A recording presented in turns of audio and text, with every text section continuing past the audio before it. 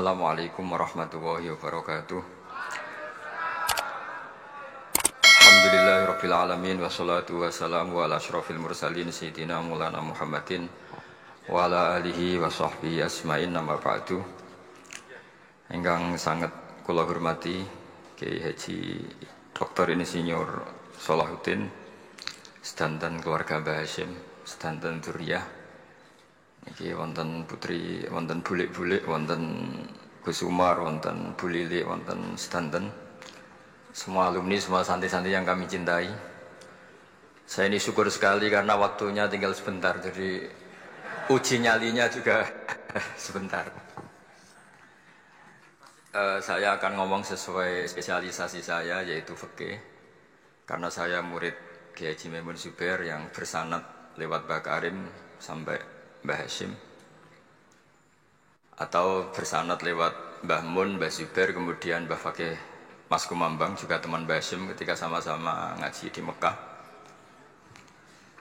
Saya akan mengkagumi Gus Dur dari segi fikih.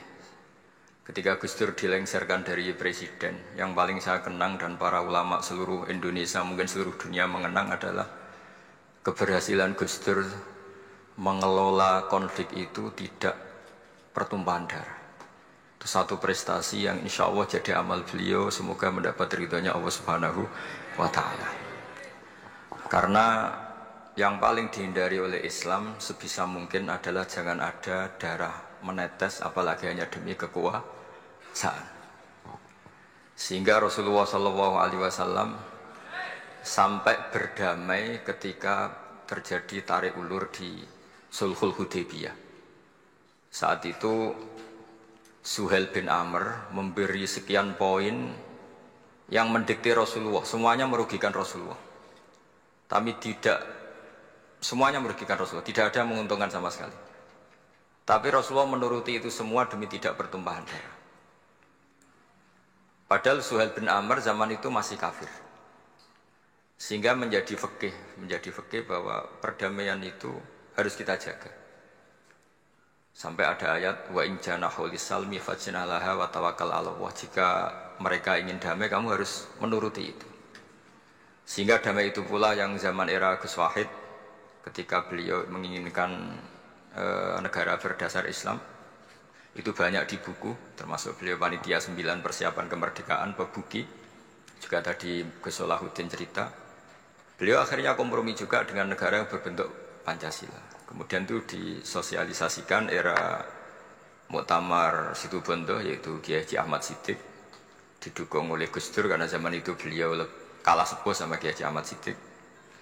Jadi itu fikih yang saya menjadikan pengagum Gus Dur, karena ibadah Darul Mafasid Muqaddamun ala Jalbil Masalah adalah ibadah yang luar biasa.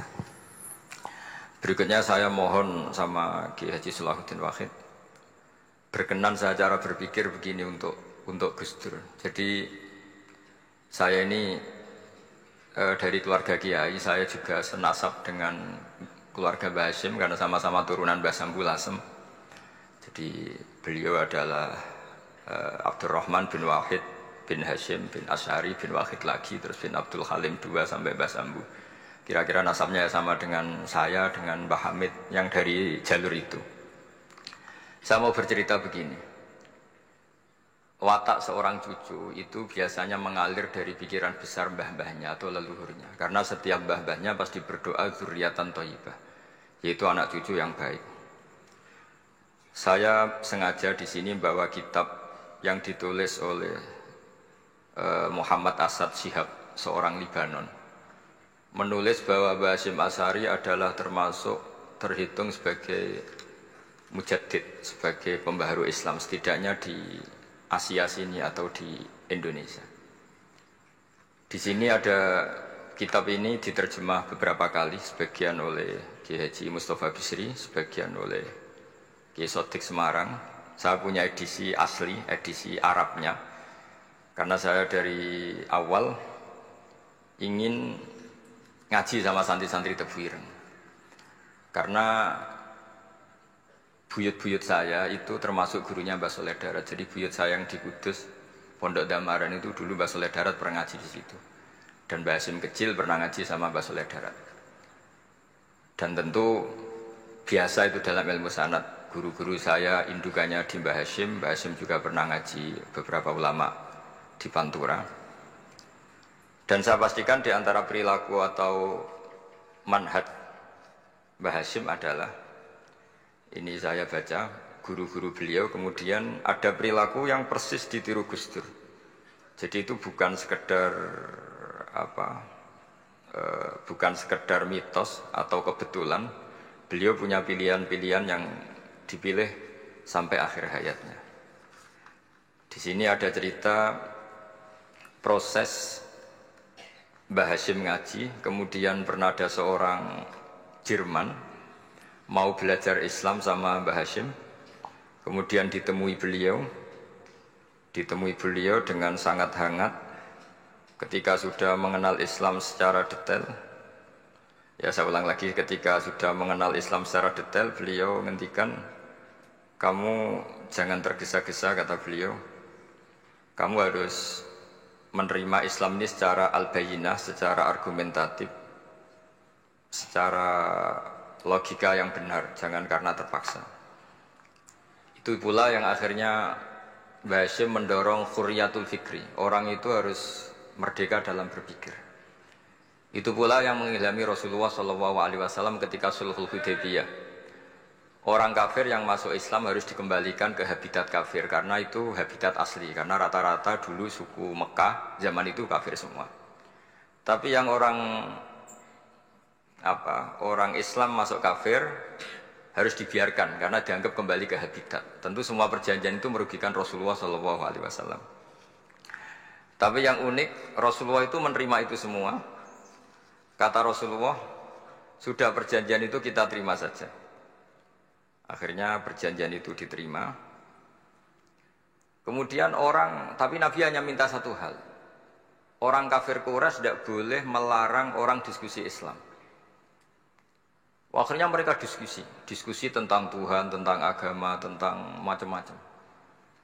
Sehingga mereka akhirnya membandingkan, namanya punya Tuhan batu sama Tuhan yang disebut Muhammad. Tentu mereka masih jangkar pakai nama Muhammad. Mereka diskusi. Kalau kita punya Tuhan berhala, efeknya begini-begini. Kalau Tuhan kita banyak, efeknya gini-gini. Diskusi. Yatafawaduna fil hadis. Mereka diskusi secara terbuka. Terus fama ahadun ya'kilu syai'an illa dakhala fihi. Kemudian seseorang yang berpikir secara benar, yang mengenali Islam, pasti akan masuk Islam. Sehingga karena mereka diskusi bebas tanpa tekanan, akhirnya mereka memilih Islam. Dan selama mereka Islam, mereka akhirnya ikrar Islam sama ikrar ya cara sekarang ikrar, kemudian menjadi Muslim. Dan otomatis perjanjian itu dibatalkan. Makanya kata Imam Zuhri, guru Imam Malik, maka nafathun a'zuma fil Islam min sulhul Hudaybiyah. Enggak ada kemenangan Islam sehebat kemenangan dalam Hudaybiyah, yaitu orang berbebas berpikir. Kemudian kebebasan berpikir ini pasti mengarah ke mengaku yang benar, menanggalkan yang salah. Tentu orang dulu mendewa-dewakan Lata Uzza, pokoknya menuhankan makhluk, menjadi sadar bahwa itu aneh. Kenapa kita harus sembah batu yang dipahat? Kenapa kita harus menyembah makhluk dan sebagainya? Dan akhirnya mereka Islam. Tapi dulu kalau suasana perang itu keinginan orang hanya ingin menang kalah. Jadi yang kafir itu hanya ingin menang. Pokoknya jangan sampai kalah. Nggak pernah berpikir Islam itu apa. Di mana-mana perang itu ya pikirannya menang kalah. Tapi setelah nggak ada perang, meskipun segala perjanjiannya merugikan Islam, orang akan berpikir secara objektif.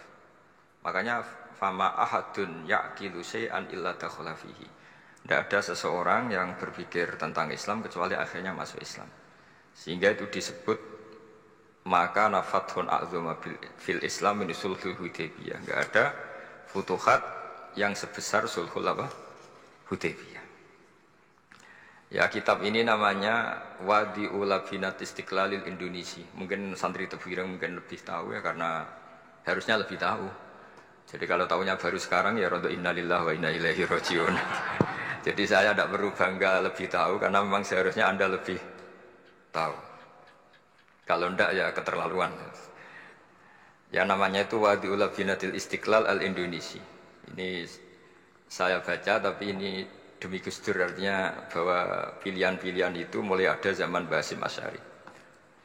Saya baca satu-satu ya, mulai kredibilitas ilmu beliau, karena dalam Islam itu harus ada sanad. Saya pernah ditanya seorang ilmuwan, Pak Bahak, kenapa Islam itu harus ada sanad? Kita kan orang cerdas, kan bisa berpikir sendiri, ngapain nunggu pikirannya orang-orang, kata saya. Terus saya bilang, agama itu agamanya Allah dan Rasul. Kalau pikiran kamu namanya agama kamu, bukan pikiran agama, kata saya. Kalau kamu punya pikiran, ya namanya pikiran kamu, tidak agama. Kalau agama itu harus bersanad. Jadi pikirannya Mbah Hashim sama dengan pikirannya Mbah Mahfud pikirannya sama dengan Said Abi Bakar Sato sama dengan Said Zaini Dahlan, dan seterusnya. Sampai logika itu sampai Rasulullah Shallallahu Alaihi Wasallam. Saya beri sekian contoh. Pikiran yang kita ciptakan bisa salah, misalnya begini. Dulu misalnya Nabi pernah bersabda, al-qatil wal maqtul finnar, pembunuh yang dibunuh sama-sama neraka. Jadi idal taqal muslimani bisayfihima fal qatil wal maqtul finnar. Jika dua orang muslim bertemu sama-sama bawa pedang, maka yang bunuh maupun yang dibunuh itu sama-sama masuk neraka. Makanya kita harus syukur sekali Indonesia itu paling menghindari membunuh, karena kalau sesama muslim membunuh itu ancamannya berat, sama-sama masuk neraka. Bukan sekedar diboyong dari pondok Tebu Ireng, itu neraka gitu. Kalau dibayang pondok gampang, nanti mondok lain gampang. Terus logika sahabat begini, hadza al-qatil fama balul maqtul. Oke ya Rasulullah, kalau al-qatil masuk neraka namanya pembunuh, oke kita terima. Tapi fama balul maqtul, lalu dosanya yang terbunuh itu apa? Wong dia korban kok dia dibunuh? Apa jawabannya Rasulullah sallallahu alaihi wasallam?